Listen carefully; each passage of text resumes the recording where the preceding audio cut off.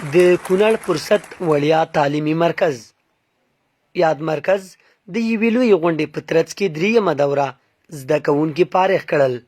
د فراغت په دغه مراسمو کې یاد مرکز 145 تنه زده کوونکي د انګلیسي ژبې معلوماتي ټکنالوژۍ او ویناوالۍ له ټولګیو څخه ټولنې ته د خدمت په موخه وړاندې کړل. د تاسو غوندې د زده کوونکو د روزنې او ټولنې ته د وړاندې کولو په موخه باندې یو تعلیمي مرکز پرانیستو. نو دا خوشبختانه چې درېیمه فراغت غونډه ده او نن ورځ پکې دلته راغلي یو. په غونډه کې د کونړ ولایت د معرف رئیس، تدریسي مرستیال، د کونړ ولایت د بیلابیلو قومي شورا استازو، علماء کرامو او ګڼ شمېر ځوانانو هم ګډون کړی و. ویناوالو په خپلو خبرو کې د کونړ فرصت مرکز د خدمتونو د ستاینې ترڅنګ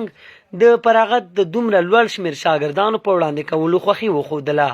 او د هغوی درنو کورنیو ته یې مبارکي ورکړه. نو په دې باندې ډېر خوشحاله یم او د دې دا غونډه چې جوړه کړې ده د شوکت زماني نه مننه کوم او د هغې هغه بااحساسه مدیر نه مننه کوم او د استادانو نه مننه کوم او د تاسې نه مننه کوم چې تاسې د دې تعلیمي مرکز کې د درس او د تدریس لپاره ځانونه روزګار کړي دي او راغلي یاستئ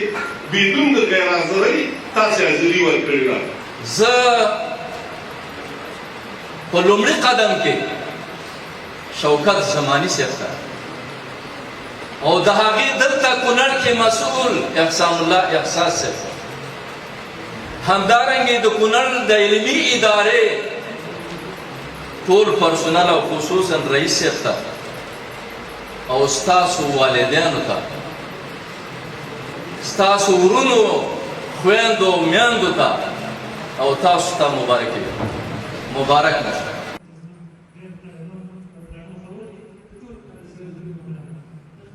دغه ویناوالو هم دا شان په خپلو خبرو کې د زماني کورنۍ څخه د زړه له تله مننه وکړه چې